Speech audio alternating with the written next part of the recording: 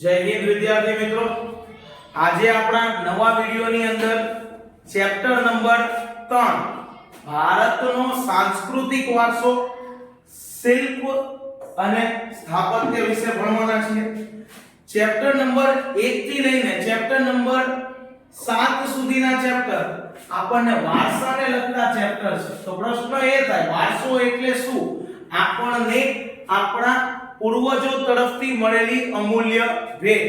હવે આ વારસાના આપણને બે પ્રકાર જોવા મળે છે કે કોઈ વારસો છે આપણા પૂર્વજો તરફથી મળેલો, એના બે પ્રકારો કયા છે? ક્યાં તો એ એક પ્રાકૃતિક વારસો છે અથવા તો એક સાંસ્કૃતિક વારસો જોવા મળે। તો આ ચેપ્ટર નંબર 3 જે છે એ આપણને સાંસ્કૃતિક વારસાનું છે। તો પ્રશ્ન હવે એ થાય કે સર સાંસ્કૃતિક વારસો કોને કહેવાય? પ્રાકૃતિકનો મતલબ આપણને ખબર છે। પ્રાકૃતિક વારસો એટલે કે એવો વારસો જે આપણને પ્રકૃતિએ આપ્યો છે, કુદરત તરફથી મળેલી ભેટ છે, એ કુદરત તરફથી મળેલી વસ્તુ છે એ પ્રાકૃતિક વારસો। તો સર સાંસ્કૃતિક એટલે માનવ નિર્મિત વારસો, માનવ સર્જિત વારસો કે જેનું સર્જન મનુષ્ય દ્વારા થયું છે તેવો વારસો। તો આ ભારતનો સાંસ્કૃતિક વારસાની અંતર્ગત ચેપ્ટર નંબર 3 માં આપણે શિલ્પ અને સ્થાપત્ય વિશે શીખવાના છીએ, માહિતી પ્રાપ્ત કરશું। ભારત તેના સમૃદ્ધ સાંસ્કૃતિક વારસાને કારણે વિશ્વભરમાં જાણીતું છે। શિલ્પ અને સ્થાપત્યની વિવિધતાએ ભારતના ઇતિહાસને નવી ઓળખ આપી છે કે આપણા દેશની અંદર એવા બધા શિલ્પો છે, એવી બધી મૂર્તિઓ છે, એવા સ્થાપત્ય એટલે એવા બધા બાંધકામ જોવા મળે છે કે આપણા ભારતના ઇતિહાસને વિશ્વની અંદર એક નવી ઓળખ ઊભી કરી છે। ભારતનું પ્રાચીન એવું નગર સિંધુકાલીન તેના આયોજન જે સમકાલીન વિશ્વના નગર આયોજન કરતા ચડિયાતું હતું। ચડિયાતું એટલે કે બીજા નગર આયોજન કરતા આપણું સિંધુ ખીણની સંસ્કૃતિના સમયના જે નગરો છે એ ચડિયાતા છે, બેસ્ટ છે, સારા નગર છે, તેની આપણે ગૌરવભેર નોંધ લઈ શકીએ છીએ। હવે આપણને શિલ્પ અને સ્થાપત્ય એની વ્યાખ્યાઓ કીધી છે કે કોને શિલ્પ કહેવાય, કોને સ્થાપત્ય કહેવાય। સૌથી પહેલા શિલ્પ એટલે થાય છે, તો શિલ્પનો મતલબ થાય સાદી ભાષામાં કહું તો એને મૂર્તિ તરીકે ઓળખી શકીએ કે શિલ્પ બનાવનાર વ્યક્તિ જે છે એને શિલ્પી કીધું છે।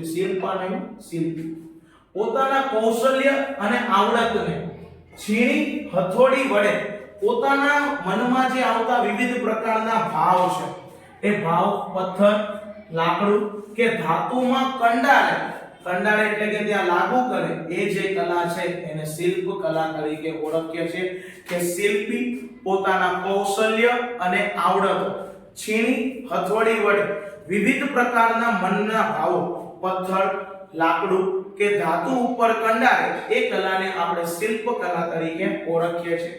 ત્યારબાદ સ્થાપત્ય કહેવામાં કોને આવે? તો યાદ રાખશું આપણે સ્થાપત્યનો મતલબ થાય સરળ ભાષામાં બાંધકામ।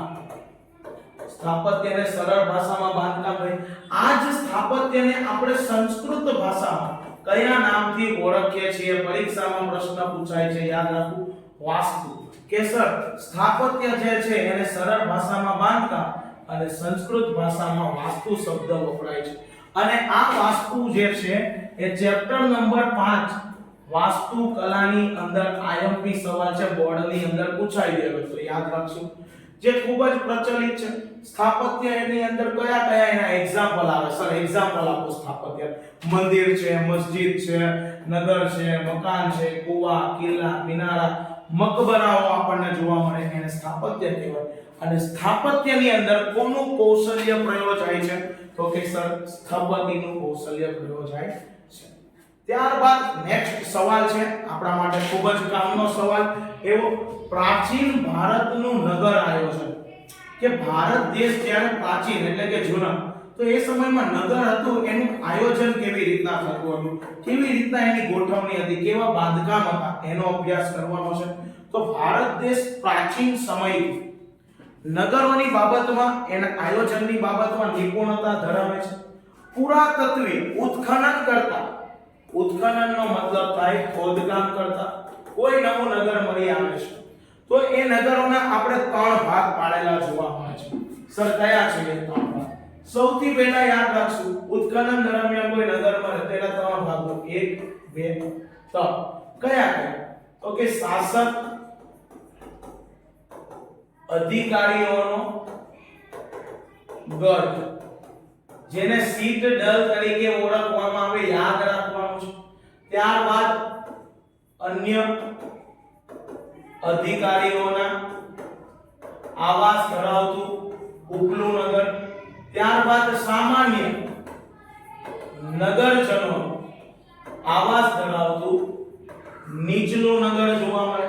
જુઓ અહીંયા જે શાસક અધિકારીઓનો ગઢ છે, જેને આપણે સીટડલ તરીકે ઓળખીએ છીએ, આ પરીક્ષામાં તમને પૂછાય છે તો યાદ રાખવાનું. તમને આવા ઘણા બધા સવાલો પૂછાઈ જાય. ફોર એક્ઝામ્પલ ટેરાકોટા એટલે શું, ત્યારબાદ તમને પૂછાઈ જાય ફોરમ એટલે શું, ત્યારબાદ તમને એની જેમ પૂછાઈ જાય સીટડલ એટલે શું. યાદ રાખો કે ભાઈ જે જગ્યાએ શાસક અધિકારીઓનો ગઢ છે એને સીટડલ કહીએ. ત્યારબાદ શાસક અધિકારી એટલે રાજા છે, મંત્રી છે, પ્રધાનમંત્રીઓ છે, સેનાપતિ, એમનું. અન્ય અધિકારી તરીકે કોને ઓળખી શકીએ તો અન્ય અધિકારીઓની અંદર આપણે યાદ રાખશું કે અન્ય અધિકારી મતલબ જે એમના ખબરીઓ છે, બીજા કોઈ વ્યક્તિઓ છે, તેમનું ઉપલું નગર.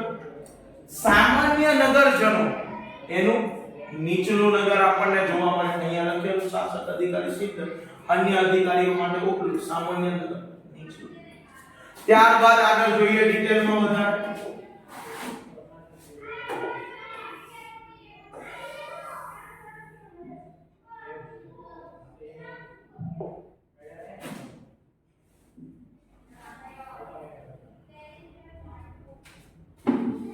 શાસક અધિકારીઓનો ગઢ જે ઊંચાઈ ઉપર બાંધવામાં આવ્યો, જે શાસન કરતા લોકો છે એની સામાન્ય કરતા એમને ઊંચાઈ ઉપર એમનો ગઢ બાંધવામાં આવ્યો છે. ઉપલું નગર જે જોવા મળે છે એ ઉપલું નગર રક્ષણાત્મક દિવાલોથી ભાઈ સુરક્ષિત હોય.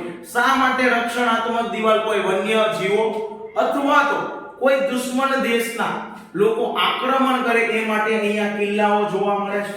2 થી 5 ઓરડાવાળા મકાન જોવા મળે છે. નીચલા નગરના જે મકાનો છે એ હાથ વડે બનેલી ઈંટના જોવા મળે છે.